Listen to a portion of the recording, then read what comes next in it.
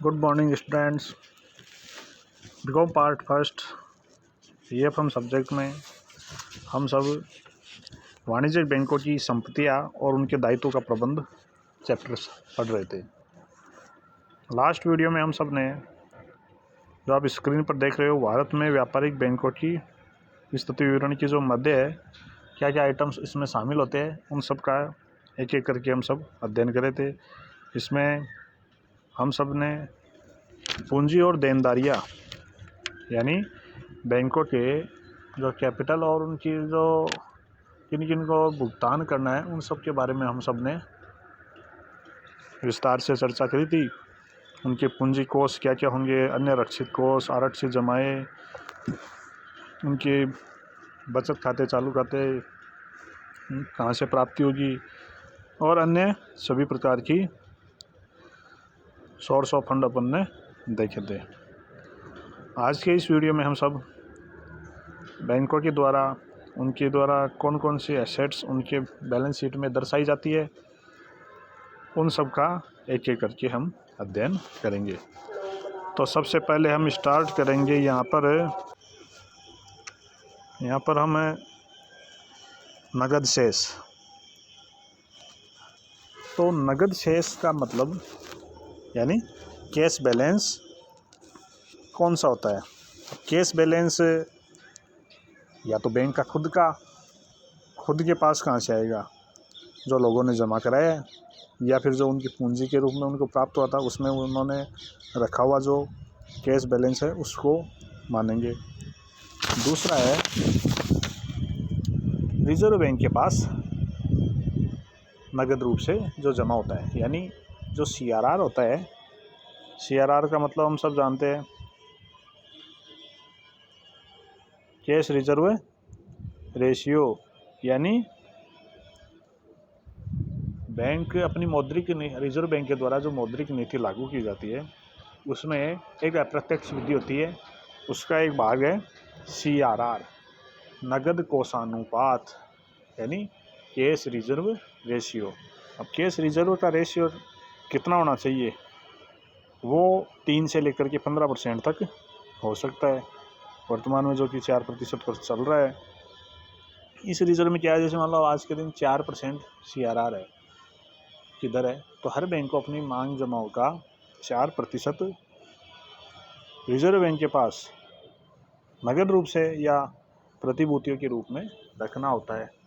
अब तो इस प्रकार से नगद शेष कौन कौन से हो सकते हैं, या तो खुद के पास बैंक का हो, खुद की नगद राशि हो, अथवा रिजर्व बैंक के पास जमा कराया गया नगद कोषानुपात। दूसरा बिंदु है नगद शेष अन्य बैंक के खातों में, यानी अन्य बैंकों में क्या करते हैं, ये बैंक वाले आपस में, व्यापारिक बैंक एक दूसरे के में चालू खाते रखते हैं। अब जैसे किसी से चेक लेना है, किसी को चेक का भुगतान करना है, या फिर रोकड़ के रूप में वहाँ रख दिया, तो इस तरह से वो एक दूसरे से लेन देन करते हैं। तो करंट अकाउंट बैंक वाले आपस में खोल लेते हैं, और उसमें जो पैसा जमा हुआ रहता है वह भी उस बैंक की संपत्ति होती है, क्योंकि वो कभी भी उस बैंक से प्राप्त कर सकते हैं। तीसरा बिंदु है अभियाचित एवं अल्पकालिक ऋण। अभियाचित एवं अल्पकालीन ऋण, इसका मतलब है, इसमें या तो जैसे मान लो किसी भी बैंक के द्वारा अपने धन को विनियोग करते समय कोई भी वह बैंक क्या करता है, धन की तरलता पर अधिक ध्यान देता है, और उसके साथ साथ ही वह बैंक पैसा कमाने का भी प्रयास करता है। तो उसके पास अल्पकालीन सूचनाओं पर, जैसे मान लो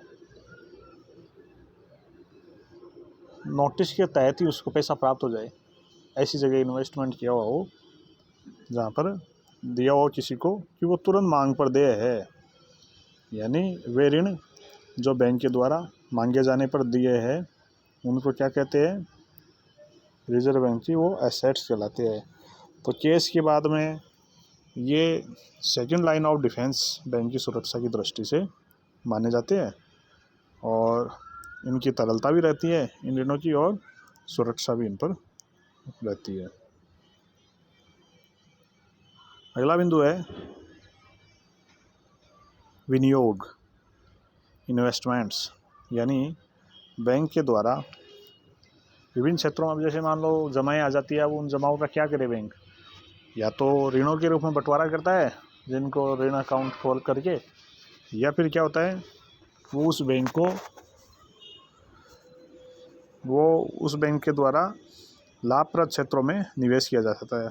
अब ये लाभप्रद कौन से हो सकते हैं, वो चाहे सरकारी हो चाहे गैर सरकारी हो। अब इनको मद अलग अलग दिखाई जाती है कि सरकारी विनियोग और गैर सरकारी विनियोग, या फिर सुरक्षित के दृष्टि से मान लो अब बैंक वाले ये चाहते हैं कि अपन इतना हिस्सा अपने जमाओं का विनियोग करना है, तो हमें गवर्नमेंट सिक्योरिटीज़ में इन्वेस्टमेंट कर दिया, और दूसरा भाग वो कह सकते हैं कि ये इतना रुपया हम जहाँ पर अपने को जोखिम ज़्यादा है लेकिन रिटर्न भी ज़्यादा आएगा, और सरकारी विनियोग में जोखिम कम है तो रिटर्न भी कम आएगा। ये तो एक फाइनेंस में सीधा सा फंडामेंटल है कि अगर आपको, जैसे हम ऐसे मान लें कि अपने को सट्टे बाज़ार में आपने पैसे लगाए, तो वहाँ जोखिम क्या है, बहुत ज़्यादा है, लेकिन रिटर्न क्या होगा, बहुत ज़्यादा मात्रा में आएगा। और एक आप बचत खाते में या एफडी में पैसा लगाओगे, तो एफडी में लगाया आपने पैसा, तो एफडी में लगाया तो उतना पैसा जितना आपने लगाया है, तो उस पर रेट ऑफ इंटरेस्ट भी, वो रेट ऑफ रिटर्न अन्य विनियोगों से कम होगी, तो समझ सकते हो आप। लेकिन हम बैंक वाले सट्टे में तो लगाएंगे, लेकिन ऐसी प्रतिभूतियाँ जहाँ पर उनको अधिक निवेश पर पैसा प्राप्त होने की इच्छा हो, तो वो वहाँ पर इन्वेस्टमेंट कर सकते हैं। अगला बिंदु है बट्टे पर किए गए बिल, यानी डिस्काउंटेड बिल। अब बैंक की ये क्या लेनदारी है, बैंक के लिए वो ग्राहकों से जैसे उनके द्वारा बिलों की कटौती पर या बुनाए गए डिस्काउंटेड किए गए उन सभी बिलों का पैसा वो ग्राहकों से देय तिथि पर वसूल कर लेते हैं। तो ये सब बैंक की क्या होगी, ये सब बैंक की लेनदारियाँ है, और वो उन्हें अपने एसेट साइड में दिखाते हैं। अगला बिंदु है प्राप्य विपत्र, यानी जैसे बिल्स पेएबल होता है उसी तरह से बिल्स रिसीवेबल्स भी होता है। अब BR शॉर्ट में कहते हैं। अब इसमें क्या होता है, बिल्स रिसीवेबल जिन जिन ग्राहकों से उसे पैसा प्राप्त करना है, तो उसको क्या कहेंगे, वो बिल्स रिसीवेबल में आएगा, और जिनको भुगतान करना था वो बिल्स पेएबल में आता है। अब इसकी ये ज़रूर हो सकता है कि एंट्री कॉन्ट्रा एंट्री हो, क्योंकि दूसरी ओर से संग्रह विपत्र होने पर, यानी ग्राहक ने मान लो दिया, अब बिल डिस्काउंट BR किसी से ले लिया, किसी कस्टमर का अकाउंट है, अब उस कस्टमर के अकाउंट को उन्होंने जो उसने बिल्स रिसीवेबल है उसका डिस्काउंटेड कर लिया। तो इसमें क्या होगा, अब बैंक तो प्रतिनिधि के रूप में उस अन्य व्यक्ति से भुगतान प्राप्त करने का अधिकारी है, लेकिन अगर वो नहीं दे तो फिर उसको भुगतान बैंक को करना पड़ेगा। तो इस तरह से इसकी दोनों तरफ एंट्री होती है। अगला है विपत्र संग्रह दूसरी ओर से होने पर भी ये कॉन्ट्रा एंट्री होती है। सही बेचानी अन्य जिम्मेदारियां जो खातेदार को दे दायित्व। अब इसमें क्या है, कॉन्स्टिट्यूशनल लायबिलिटीज फॉर एक्सेप्टेंस और एंडोर्समेंट एंड अदर ऑब्लिगेशंस, यानी यह बैंक ग्राहकों की ओर से स्वीकार किए गए बिलों या बेचानों संबंधी दायित्वों का दोहरा रूप है। जहाँ एक और इसमें क्या होता है, बैंक को भुगतान देना होता है, और दूसरी ओर बैंक ग्राहक से रकम वसूल करने का भी अधिकारी होते हैं। अतः जहाँ देनदारी है वहाँ उसके साथ साथ लेनदारी भी होती है, इसलिए इसको भी दोनों तरफ बैलेंस शीट में दिखाया जाता है।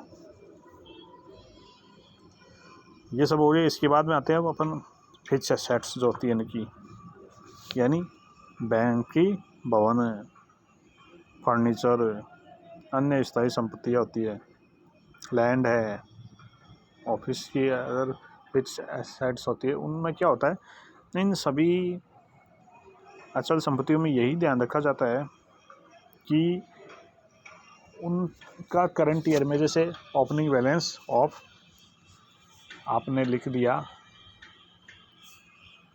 जैसे लैंड लिख दिया या फर्नीचर लिख दिया, तो ओपनिंग बैलेंस ऑफ फर्नीचर, उसमें फिर add during the current financial year में आपने क्या क्या ऐड किया वो सब आप उसको लिख देते हो। अब इसको लिखने के बाद में क्या है, फिर उसमें से डेप्रिसिएशन आप घटा देते हो, और सेल किया गया है तो वो लेस कर देते हो, और परचेज किया तो वो ऐड कर देते हो। तो फिर लास्ट में जो फाइनल बैलेंस आता है वह उस फर्नीचर का ह्रास घटाने के बाद का मूल्य, और एक्चुअल मूल्य वही होता है। तो इस प्रकार से ये सब हमने देखा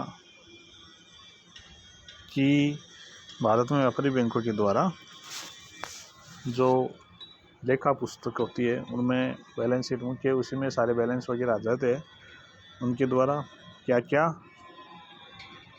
उसमें दर्शाई जाने वाली संपत्ति और पूंजी की मद होती है। उन मदों को जब हम ये इनके कंसेप्ट समझ जाते हैं तो फिर उनको फिगर, उनके आंकड़े लिखने में कोई दिक्कत अपने को नहीं होती है। और 1991 तक तो क्या था, इनका जो अपन ये जो आप बैलेंस देख रहे हो हॉरिजॉन्टल प्रारूप में, इस प्रारूप में दिखाया जाता था। लेकिन वर्तमान समय में अब ये प्रारूप बदल गए।